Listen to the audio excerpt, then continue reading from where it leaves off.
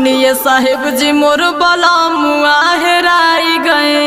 कैसे बलमुआ तोहर मेला में भूला ही गए।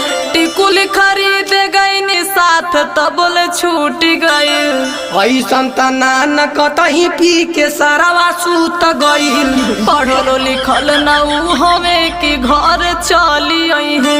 पहिले लगाई बचार सोटा जब उ मिल जई है। हंस खुश घर से उ मेला में लेके आए वो।